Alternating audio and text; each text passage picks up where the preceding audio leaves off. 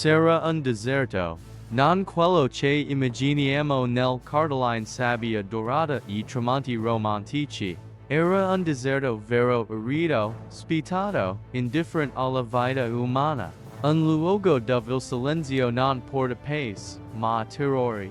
E in quel deserto, due bambini stavano per definire il destino di internazioni senza saperlo, senza averlo scelto, senza capire che le conseguenze di quel momento sarebbero ragionate per millenni, fino a raggiungere I titoli dei giornali di oggi. Non una storia semplice, non nemmeno una storia comoda.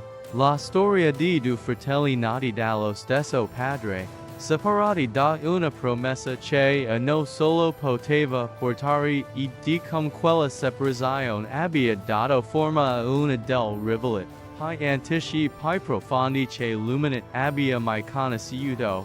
Prima di andare avanti, fermati un momento, per quello che stai per ascoltare non solo storia, uno specchio.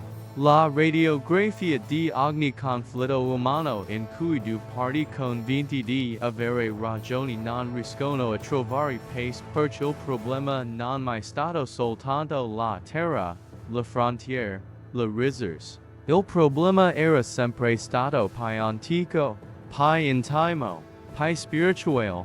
Tutto inizia con un uomo e una promessa impossibile. Abramo aveva lasciato la sua terra, la sua famiglia, il suo mondo conosciuto, per seguire una voce che gli aveva detto, vattene dalla tua terra, dalla tua parentela e dalla casa di tuo padre, verso la terra che io ti indicar, far di te un gran popolo e ti benedire. Genesi 121-2. Bibbia 6-008.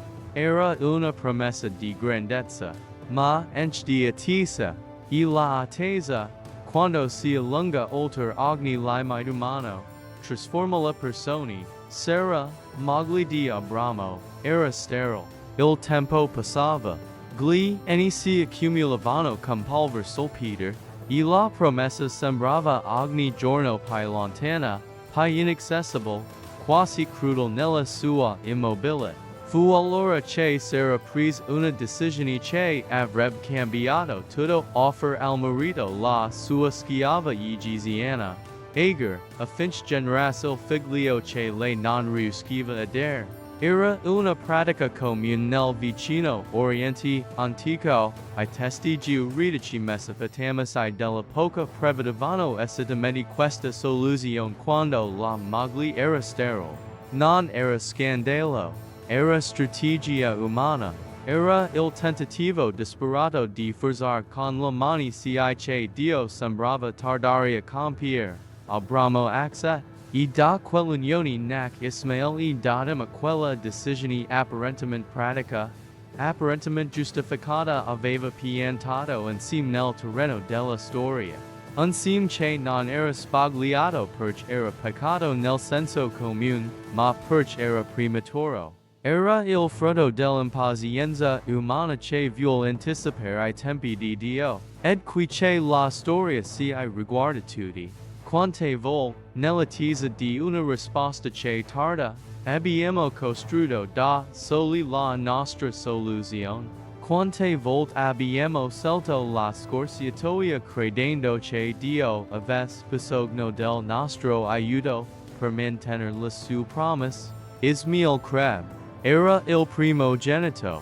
Era amato da Abramo con un amore autentico, viscerale. Ma c'era nell'aria qualcosa di non risolto, una tensione silenziosa che Agar s'era respiravano ogni giorno nella stessa casa, con lo stesso uomo, sotto lo stesso cielo, e poi, contro ogni logica biologica, ogni calcolo umano, ogni aspettativa medica accada il miracolo. Sarà, a 90 anni, concept. Abramo, a 100 anni, divenne padre per la seconda volta. Isacco il figlio della promessa, il figlio dell'alleanza.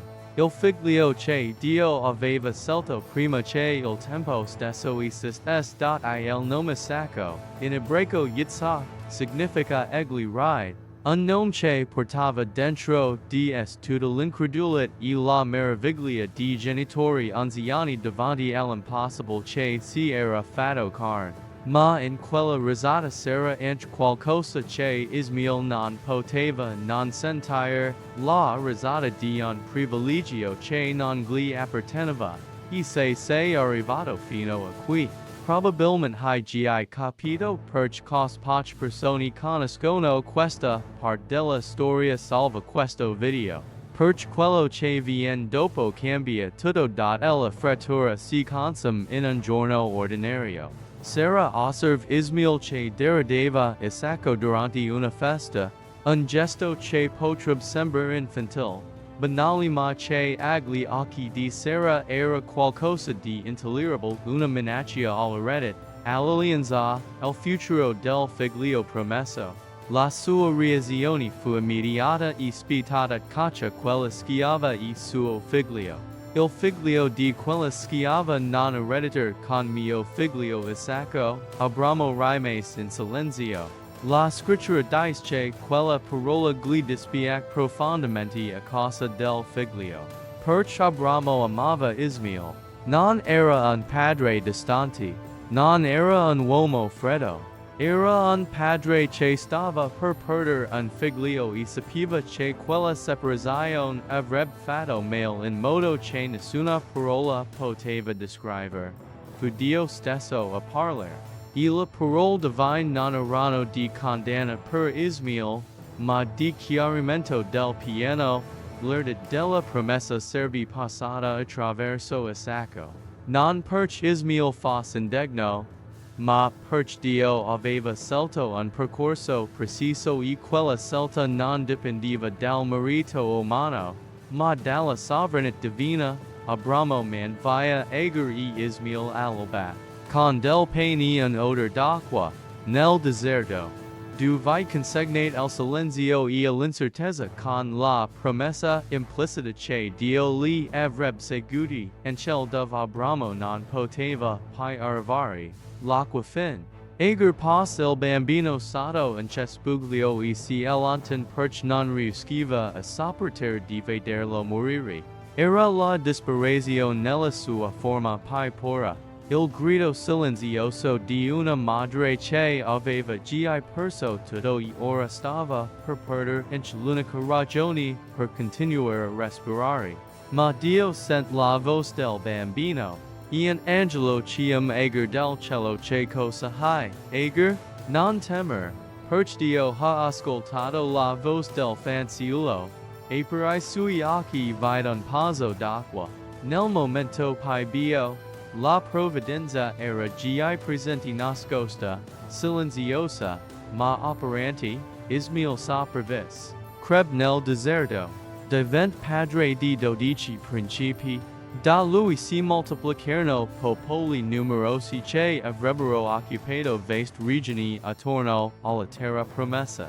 La benedizione di Dio aveva raggiunto anche lui non attraverso l'alleanza principale, ma attraverso la misericordia di un Dio che non abbandona nessuno dei suoi figli.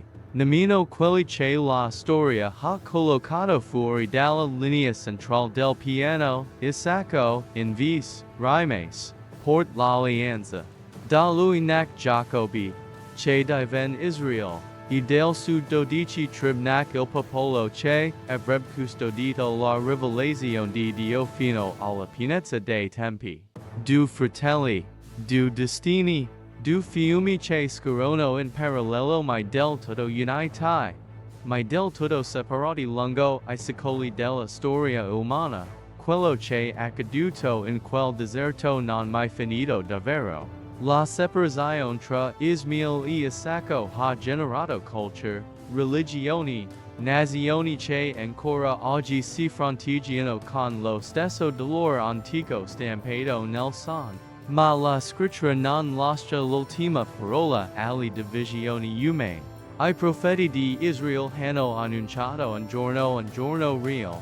non metaforico in cui le spade saranno trasformate in arcieri, in cui nessuna nazione impererà la guerra, un giorno in cui I figli del deserto e I figli della promessa si inginocchiano insieme davanti allo stesso Signore. Il Nuovo Testamento rivela il segreto nascosto da sempre. L'alleanza di Abramo non era stata pensata per una sola etnia o per un confine geografico, era il punto di partenza di un piano che avrebbe abbracciato ogni famiglia della terra. In Ges, il discendente promesso, se il peccato aveva diviso può essere restaurato. Coloro che erano nemici possono diventare fratelli. Coloro che erano stati cacciati nel deserto possono ora bere all'acqua della vita. La guerra tra I fratelli iniziata con una scelta umana fatta nell'impazienza. Ma la riconciliazione stata annunciata da una grazia che nessuna impazienza umana può fermare. E nel giorno in cui quella grazia compir il suo lavoro, nessun deserto sarà abbastanza arido da soffocarla. Domanda fissa per I commenti: c'è stato un momento nella tua vita in cui hai sentito di essere stato escluso da una promessa? Come hai ritrovato la fede?